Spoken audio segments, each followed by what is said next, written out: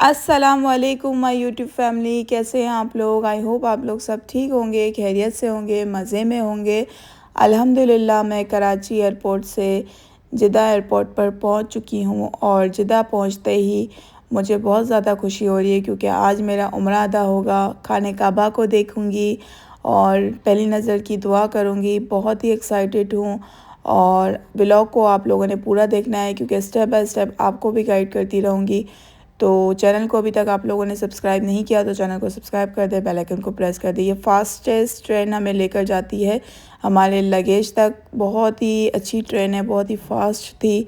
तो हम लोग लगेज तक पहुंच गए हैं और लगेज हम लोगों ने अपना ले लिया। उसके बाद हम यहाँ पर फ़िश एक्वेरियम के बाद सेल्फ़ी ले रहे हैं। जो भी जिद्दा एयरपोर्ट आते हैं वो यहाँ पर सेल्फ़ी वीडियो ज़रूर बनाते हैं क्योंकि बहुत ही बड़ा और बहुत ही प्यारा फ़िश एक्वेरियम यहाँ पर बना हुआ है।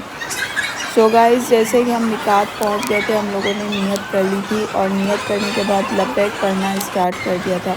और लब्बैक पढ़ने के साथ साथ पाबंदियाँ स्टार्ट हो जाती हैं जिसमें नेल्स नहीं कटने चाहिए, हेयर्स नहीं टूटने चाहिए और ये पाबंदियाँ आपको लाजमी अपनानी है। इसीलिए मैंने आपको लास्ट व्लॉग में कहा था कि जब भी आप उम्रा करें या हज पर आए तो उससे पहले आप लाजमी अपनी कंट्री से क्लासेस लें।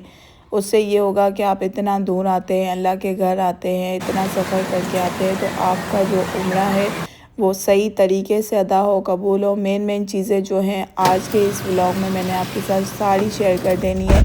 किस तरीके से हम मिकात पर नियत कर लेते हैं, उसके बाद हम जिद्दा एयरपोर्ट पहुंचते हैं। जिद्दा एयरपोर्ट पहुंचते ही हम अपना लगेज वगैरह लेते हैं। फिर उसके बाद अब मैं ये गाड़ी में जा रही हूँ अपने होटल की तरफ मक्का में।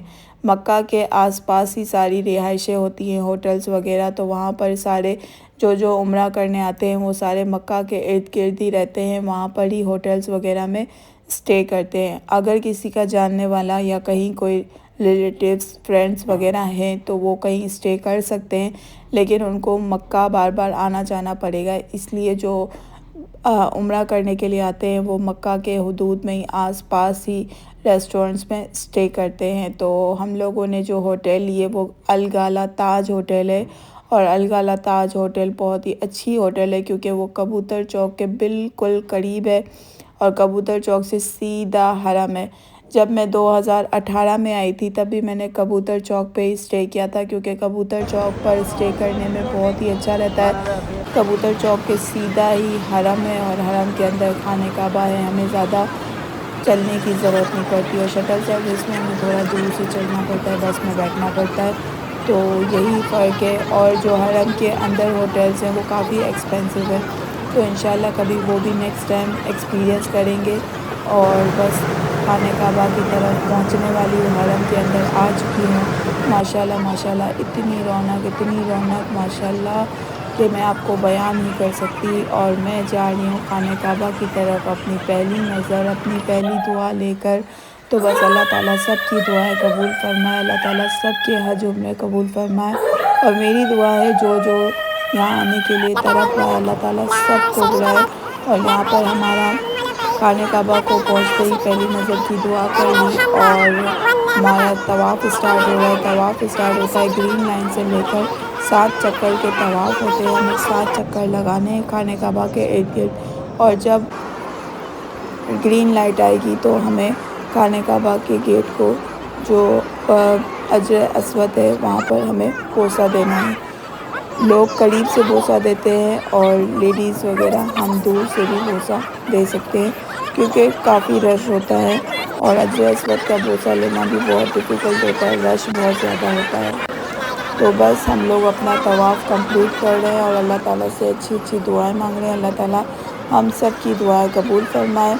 जैसे ही हमारे 7 चक्कर के तवाफ़ हो जाएंगे, हमारे 7 चक्कर हो जाएंगे, मकाम इब्राहिमी के सामने मैंने 2 रकात नफल अदा किए और अपनी सेल्फ़ी ली क्योंकि हर कोई यहाँ पर आकर जब भी उम्रा करता है तो अपनी यादगार तस्वीर ज़रूर खिंचवाता है। जैसे ही हमने तस्वीर खिंचवा ली, नफल अदा कर लिए, मैं आ गई जमज़म की तरफ। और जमज़म पहले नल में देते थे, अब यहाँ पर उन्होंने नल में जमज़म बंद हो चुका था कोई सिस्टम की वजह से।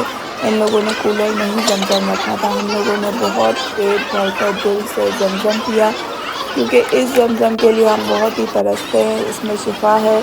और मैंने तो आराम से बहुत अच्छे से ज़मज़म पिया, क्योंकि ज़मज़म के बाद हमें जाना है सही करने, और सही करने के लिए हमें थोड़ा सा आगे जाना पड़ेगा, क्योंकि लास्ट टाइम मैं जब आई थी तो खाने काबा के सामने ही सही के चक्कर लगाने थे, लेकिन अब थोड़ा सा सिस्टम चेंज हो गया है। इन लोगों ने सही को थोड़ा सा रास्ता चेंज करके दूर कर दिया है। तो बस ज़मज़म पी रहे हैं, अल्लाह ताला से अच्छी अच्छी दुआएं कर रहे हैं। अल्लाह ताला हम सब के दुआएं कबूल करें, हम सब के उम्रें कबूल करें, हमें बार बार आना नसीब हो। अब मैं आ चुकी हूँ सफ़ा मरवा की तरफ। सफ़ा से हम स्टार्ट करेंगे अपना चक्कर और मरवा तक एंड करेंगे। 7 चक्कर हमें लगाने हैं सफ़ा और मरवा के। सफ़ा मरवा बीबी हाजरा की एक स्टोरी है जो कि मैं आपके साथ फिर कभी शेयर करूँगी, और वो स्टोरी बहुत ही प्यारी है, जिसकी याद में आज हम ये सही करते हैं। और जब ये ग्रीन लाइट आती है तो जेंट्स यहाँ पर दौड़ते हैं और लेडीज़ को दौड़ना मना है। रश देखे माशाल्लाह से कितने उम्रा के ज़ायरीन यहाँ पर मौजूद हैं, और माशाल्लाह माशाल्लाह बहुत ज़्यादा रश था, बहुत ज़्यादा रश था।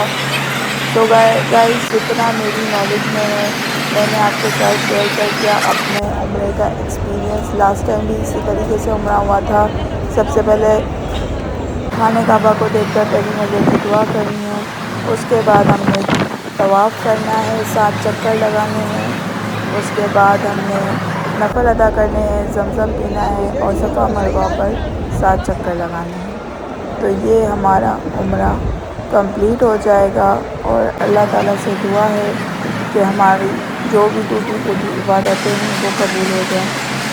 और सफ़ा मरवा के साथ ही ज़मज़म के भी नल लगे हुए हैं, अगर किसी को प्यास लगे या किसी को रेस्ट करना हो तो वो कर भी सकता है, रेस्ट भी कर सकते हैं, और साथ साथ हम ज़मज़म भी पी सकते हैं।